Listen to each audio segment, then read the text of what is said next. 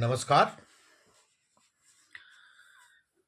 केतु की सीरीज में आज हम आपको बताएंगे कि अगर आपका जन्म कुंडली में केतु 12वें भाव में बैठा हो या तो मीन राशि में केतु हो, कुंडली में जहां 12 नंबर लिखा हो वहां पर केतु बैठा हो, या तो आपके कुंडली में 12वें भाव में केतु हो, तो आपके लाइफ पर क्या प्रभाव पड़ेगा। केतु को आप जानते हैं डिटैचमेंट का कारक है, आध्यात्मिक प्लैनेट है, ठीक है, पूजा पाठ कराने वाला है, अच्छा प्लैनेट है, गुरु का चेला है। अगर आपके 12वें भाव में है, 12वां भाव मोक्ष का होता है, 12वां भाव आपके खर्च का है, 12वां भाव आपके चाचा पिती का भी माना जाता है, 12वां भाव जेल का है, 12वां भाव आपके फॉरेन लैंड का है, विदेश यात्रा का भी है, विदेश में बसने का भी है, ठीक है, मोक्ष का भी है। तो अगर यहाँ पे है तो आपको क्या प्रभाव, आप मेडिटेशन करने वाले होंगे, अच्छे मेडिटेटर होंगे, ठीक है, आध्यात्मिक होंगे, क्योंकि 12 नंबर राशि देवगुरु बृहस्पति की है, ठीक है। अगर वहां पे केतु है तो बहुत अच्छा प्रभाव देता है। केतु की राशियों में या केतु के 12 भाव में, 12वां भाव कालपुरुष की कुंडली में गुरु का होता है, तो इसलिए वहां बहुत अच्छा प्रभाव देता है। पर आप एकांतवासी होंगे, एकांत में रहना आपको बहुत पसंद होगा, सपने बहुत आएंगे आपको, देवी देवताओं के सपने आएंगे, अच्छे अच्छे सपने आएंगे, ऊपर से गिरने वाले सपने आएंगे आपको, या तो ऊपर से गिरने का भी चांस बनता है। कॉन्शियस माइंड जो है आपका बहुत ही एक्टिव होगा, कॉन्शियस माइंड आपका एक्टिव होगा, बहुत इंट्यूटिव होंगे आप, होने से पहले ही जान लेंगे कि क्या होने वाला है, बहुत ही इंट्यूटिव होंगे, एनजीओ वाले होंगे, ठीक है, या तो एनजीओ से जुड़ कर काम करेंगे, ठीक है, या एनजीओ से जुड़े होंगे आप, फ्री सेवा करने वाले होंगे, किसी की भी कोई मदद कर दिए या कुछ भी कर दिए, उसकी कोई फीस नहीं, कोई कुछ नहीं, फ्री सेवा आप करेंगे, ठीक है। फ्री सेवा करने वाले होंगे, पांव हिलाने वाले होंगे, पांव हिलाने की आदत होगी, कहीं बैठेंगे पांव इनका हिलता रहेगा, कितना भी इनको रोका जाए कि दोष है लेकिन करेंगे ये, पांव हिलाने की आदत होगी, आइसोलेटेड होंगे, वही एकांतवासी होगा मेरे ख्याल से, आइसोलेटेड होंगे,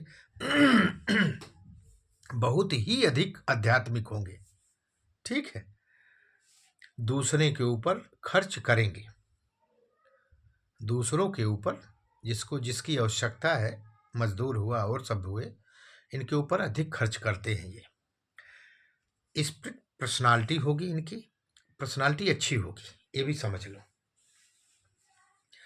ईगो लेस होंगे, ईगो नहीं होगा इनके अंदर, हो सकता है शुरुआत में कुछ ईगो हो, समय आते आते एज बढ़ते बढ़ते ईगो की समस्या खत्म होगी। मोक्ष मिलता है आपको, 12वें में केतु है तो मोक्ष मिलने की चांस है, आपको उस तरफ खींचेगा ही खींचेगा, हाफ जीवन का हाफ सेंचुरी पार करते करते आपको भगवान की तरफ झुकाव ले जाएगा, आपको मोक्ष मिलता है। बहुत ज़्यादा ही झुकने वाले होंगे, बहुत ज़्यादा किसी भी चीज़ को लड़ने वाले नहीं होंगे, झुकने वाले होंगे, एक अच्छे ज्योतिष होंगे, ज्योतिषाचार हो सकते हैं, ज्योतिष में रुचि रखेंगे, हो सकता है उससे कमाई करें, हर चीज से आपको बचाएगा। अगर आपको हॉस्पिटल में भर्ती कर रहा है, किसी भी चीज के लिए बीमारी है, तो उसका ऑपरेशन करके या किसी भी तरीके से आपको उस दर्द से, पीड़ा से मुक्ति देता है। केतु मुक्ति का कारक है, आपको आपके जीवन में मृत्यु के बाद भी मुक्ति की तरफ, मोक्ष की तरफ ले जाएगा, ठीक है। विदेश भी जा सकते हैं आप, कई कई बार तो विदेश के जाने से रोकता भी है, लेकिन यहाँ पर केतु आपको विदेश ले जाता है, कोई दिक्कत नहीं, विदेश और भी ग्रह स्थितियाँ ठीक है तो विदेश ले जाएगा। हॉस्पिटल से भी मुक्ति देता है, जेल जाने नहीं देता, गए भी हैं तो 2-4 दिन 5 दिन रहेंगे, लौट आएंगे, इतना नहीं कि आपको वहाँ पे सजा हो जाए आप वहाँ रहें, ऐसा नहीं होने देता। राहु की तरह, राहु रहता है परेशानी देता है, केतु वहां पे आपको वहां से मुक्ति देता है।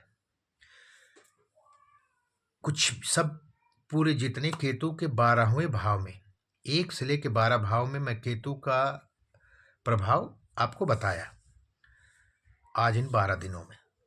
अगर आपको केतु से संबंधित किसी भी चीज की परेशानी है तो एक ही इलाज है, मेडिटेशन करिए। एक ही इलाज है, स्पिरिचुअल होइए, आध्यात्मिक बनिए। ठीक है, किसी भी चीज को करिए, जड़ से करिए।